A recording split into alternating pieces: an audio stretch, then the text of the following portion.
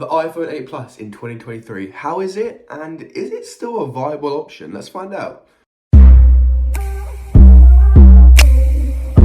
So first things first, this phone has got an A11 Bionic chip, and it kind of is starting to show a little bit. This chip is getting really slow, especially on iOS 17, when you've got all of these different widgets and different wallpapers that you can choose from, and it can get a little bit too much for this processor to handle, but it is still relatively responsive, and you know, you could still take a good phone call on it, you could still watch social media, but the A11 Bionic chip is definitely starting to show its age. I mean, just if you take photos with it, you start to notice that this chip doesn't have the same processing that our modern phones do, and the photos don't come out looking as good. Even though this has got a 4K 60 FPS camera, compared to my iPhone 14 Pro Max, it's not great. But this screen here, the iPhone 8 Plus, has got a 5.8 inch screen, and it still looks okay. Like, it doesn't look great, but when you've got the brightness all the way up, it does get really bright. It is an LCD panel, so you don't have to worry about it burning in, but you don't get those silky smooth blacks like you do on an OLED screen. As we all know, this screen is at the same size as something like an iPhone 10. Now, the iPhone 10 obviously looks a bit more modern, and this still rocks that same old home button design. Now, this is great for some people. Some people do like the home button, but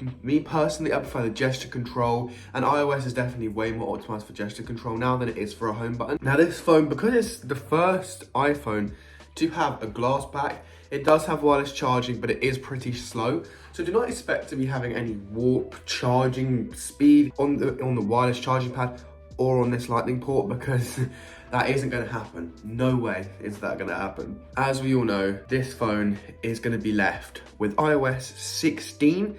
Now, this is a pretty good software for this to be left on, I'd say. Like, iOS 17 is pretty good. You've got your wallpapers with your lock. You've got your lock screen that you can change all the widgets on. You've also got your editing messages and sending messages. You've got quite a few different things that you can do on here. But it is sad to see that this is going to be one of the last software things that a home button is going to get other than the iPhone SE, because we haven't had a plus-size version of this phone since this phone came out. So it is going to be sad to see that this design is gonna be gone. There's gonna be no more of these two massive chunky bars on the top and the bottom, which is sad to see, but I think it is needed because this phone still does not run great. Like, as we can see here, Chrome does take a good 3 seconds to open. So the software is not optimized for it, and the chip would definitely not be able to handle new software. One thing that is so nice about this phone is the home button, and it is honestly one of the best features of this thing. It's just that home button. The click is so satisfying, and it's not even a real click, and it honestly feels so real. Now, obviously this got brought in with the iPhone 7, but just listen. It's satisfying, and it's one of those things that Apple does, and they've done it right. This is the same technology that is in the Apple trackpad, and yeah, you can notice it. Apple definitely did this right, and I honestly love this feature. Now, as I've said previously, this phone is starting to run slow. It's not running at the same speed it used to be when it first came out. This just because there is so much stuff that it has got to process now compared to what it had to. Like, I've got all of these widgets along here, and these are constantly having to be active, running in the background. Now, obviously this phone can handle doing that, like, it's used to running stuff in the background, but this is on the lock screen now. This isn't something that when the phone's locked, it can't run. This has to be showing you up-to-date information as you turn on your phone. So it is constantly refreshing, and this chip is just not used to that. I switched this phone whilst I was waiting for my S22 Ultra to get fixed, and I did notice a couple of different things. So I did have to daily this phone for a good month, and here are some of the things I noticed.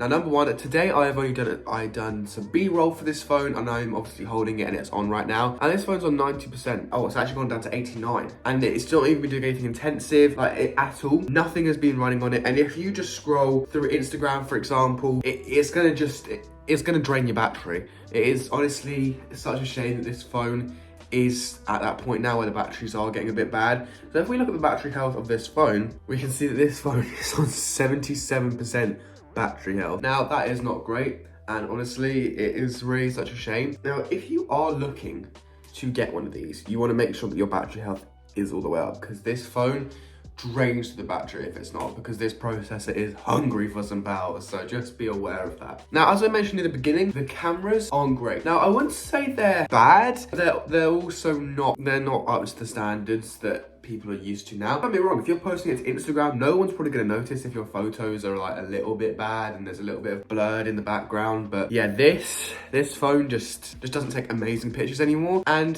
the video is also 4K 60 FPS, but it's definitely not the same as 4K 60 FPS that's on my phone. Now, I definitely say that it's still 4K, it still does look nice, but there's just not as much color, there's not much pop. And it's one of those things that you notice that when you've gone from a modern phone, then you go back to one of these, it's really weird. Now, this design is just so timeless because it's the iconic Apple design. This design language was here from the iPhone 6 and still had similar features from the iPhone 4. The two top bezels, the screen in the middle, maybe not so much the thickness, but the iPhone 6 was the start of this design. And that is a long time to hold onto this design, and people were so sad to see the home button go. But now, it's normal, and it is honestly such a shame because Apple, once they discontinue the iPhone SE and the way it currently looks, there will be no more home button alternatives. And I personally think that some people do like the home button, and I still think that this phone is a good option. It is a good option if you are, let's say, maybe slightly older and you don't really want to have all the new features and you're not really too fussed, because this thing still can take a phone call, it can still message. For example, my great aunt, she has a phone and she uses it for WhatsApp. Now this would be fine for that. You're not going to notice that. If it's just being used for WhatsApp, the battery life is going to be fine. You're not going to notice the camera. You're not going to notice any of those slight things that I have mentioned, because I obviously want more out of my phone than other people do. Now, this phone can be good for also, maybe if your kid wants a phone to just watch YouTube, or you want your kid to have a phone just to be able to text you or call you if they're out somewhere. This phone is fine, but I would definitely not say it is an option for the large majority of people. I'd say that this phone it's okay, but it's not good enough for if you're using Snapchat, Instagram, TikTok, YouTube consistently, draining the battery, because you will get an hour out of this at most.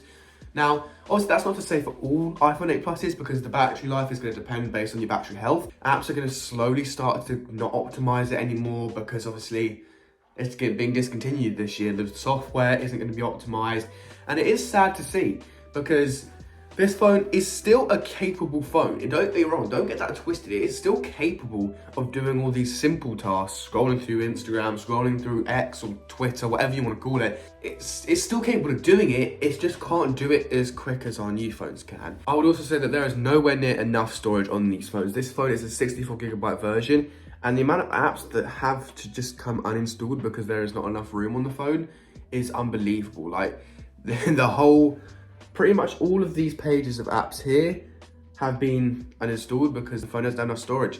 My final words about this phone, I'd say, it has been a great phone. It has honestly been so fun to use this thing when I had the chance, and I definitely think that you should consider it depending on what your use cases are, but for the vast majority of people, this phone is not going to be a viable option.